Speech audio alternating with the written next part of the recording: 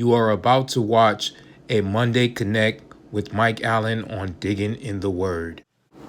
Hello there. What's going on, my Instagram family, my Facebook family, my Bible diggers? Where you at? This is Mike Allen once again with another Monday Connect. I actually wanted this to be a Monday morning Connect, but unfortunately it didn't work out that way. But so happens that today that I tried to configure or try to transfer my video from one app to another app, trying to go into Instagram from iMovie, and the cropping just didn't work out the way that I wanted it to work out.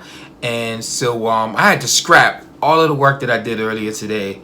And so, but I wanted to still come in and just give you guys some words of inspiration, some encouragement. I know this is the beginning of the week, and that's something that I would like to do on an ongoing basis, as long as I'm permitted, as long as I have the ability to do so. I want to just come in and touch bases with you guys on a Monday on a regular, and give you a connection, words of encouragement.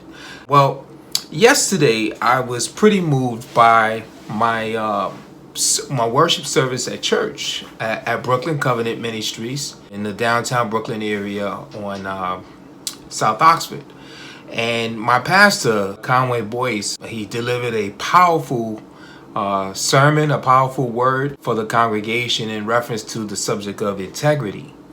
And integrity, a lot of times, it's one of those things that, those words that, you think you have a good grasp of the meaning of the word, but in actuality, the meaning is even more in depth. And what I mean by that is that the word integrity in the particular passage that we read from yesterday was in the book of Job. Now, those of you who know the story of Job, Job was a man who was very wealthy, who had, you would say, everything that a person could want. He had a successful business. He had possession, land. He had children whom he loved. He had a wife. And what happened with Job was that Job went through a series of challenges. And these challenges happened over a minute of moments to a few days. And the challenges that he went through, Job experienced losing 3 of his respective businesses. Servants were killed off, cattle, possessions were taken off.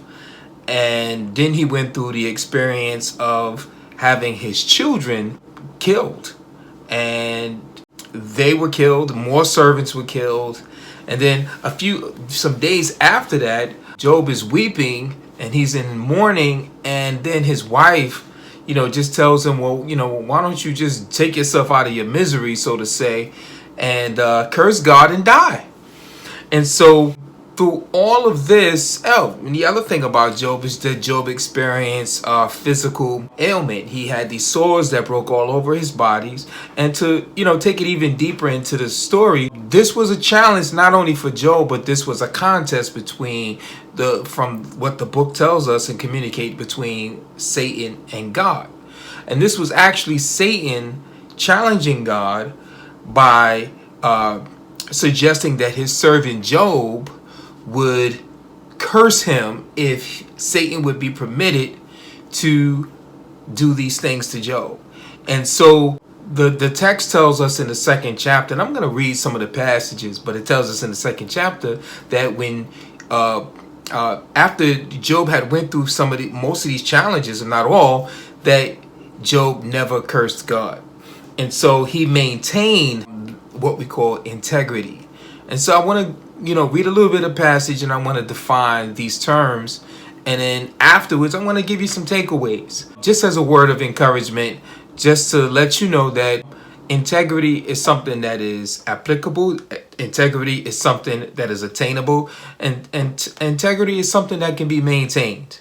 So let me read. It's Job, the 2nd chapter, starting from the 1st verse.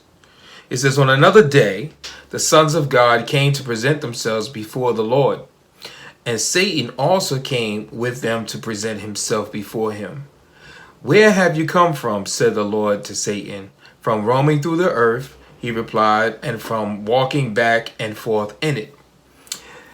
3. Then the Lord said to Satan, have you considered my servant Job? For there is no one on earth like him, blameless and upright, fearing God and shunning evil. He still retains his integrity, even though you incited me against him to ruin him without cause. Skin for skin, Satan replied. A man will give up all he owns in exchange for his life. But stretch out your hand and strike his flesh and bones, and he will surely curse you to your face. So this is actually when Satan was actually seeking permission or the authority from God to be able to touch him with physical ailment. And this is the point where we reach in the particular book. Verse 6, very well, said the Lord to Satan. He is in your hands, but you must spare his life. So God give Satan access to inflicting his body, but he couldn't take his life. Verse 7, so Satan went out from the presence of the Lord and infected Job with terrible boils from the soles of his feet to the crown of his head. And Job took a piece of pottery to scrape himself as he sat among the ashes. Then Job's wife said to him, do you still retain your integrity? Curse God and die. The final verse. You speak as a foolish woman speaks, he told her. Should we accept from God only good and not adversity? In all this, Job did not sin in what he said. So out of all of what Job went through, he never sinned in what he had to endure. And it's very interesting because let me first go and define some terms here. The first word was upright, that I want to define. Upright, God says that Job was upright.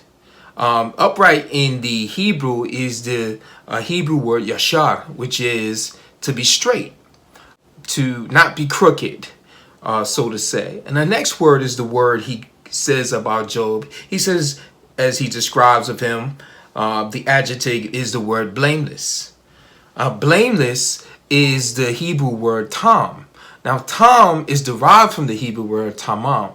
Now, tamam actually means to be whole. Tam means to be complete.